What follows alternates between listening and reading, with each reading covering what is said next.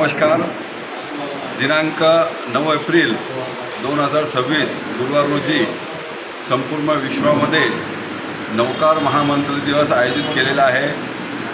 आपण बघतो की सगळ्या विश्वामध्ये युद्धजन्य परिस्थिती आहे आणि कुठे न कुठे हा जो युद्धाचा जोर चालू आहे तो कमी पडावा आणि सगळ्या विश्वातल्या समाज बांधवांनी मिळून मिसळून राहावे, शांतता प्रस्थापित व्हावी.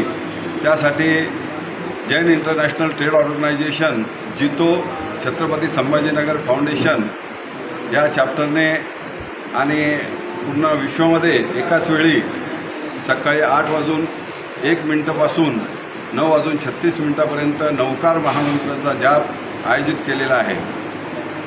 आपल्या छत्रपती संभाजीनगरमध्ये याचं आयोजन हिराकाका कासलीवाल प्रांगण नवाबपुरा येथे आयोजित केलेलं आहे. सकाळी 7:30 वाजता भक्ती सकाळ याच्या माध्यमाने आमचे जे मनीश्वर संजय कुमार संचिती हे भक्तिगीत सादर करून चालू करतील. 8:01 सगळ्या गुरु महाराजांचं आगमन होईल आणि त्यानंतर या कार्यक्रमाची सुरुवात होईल आणि सगळ्या गुरु महाराजांच्या मांगलिक झाल्यानंतर 9:40 या संपूर्ण कार्यक्रमाचं समाप्ती होईल.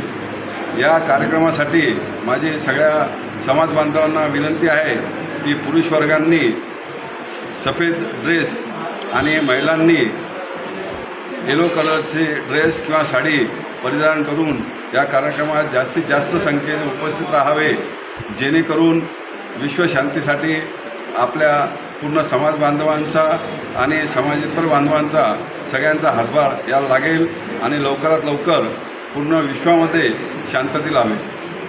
मी अनिल कुमार संचिती, जितो छत्रपती संभाजीनगर फाउंडेशन चेअरमन, आपल्याला सर्वांना परत विनंती करतो की सगळ्यांनी दिनांक 9 एप्रिल 2026 गुरुवार रोजी सकाळी 7:30 वाजता हिराकाका कासलीवाल प्रांगण येथे उपस्थित राहून मोठ्या संख्येने येऊन या कार्यक्रमाची शोभा वाढवावी.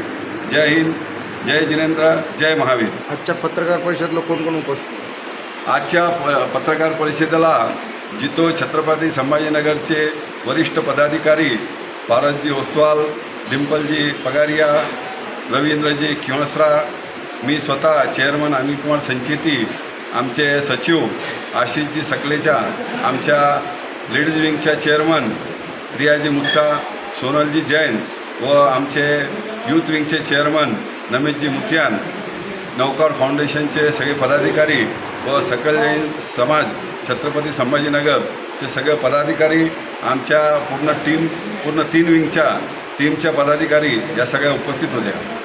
ठीक.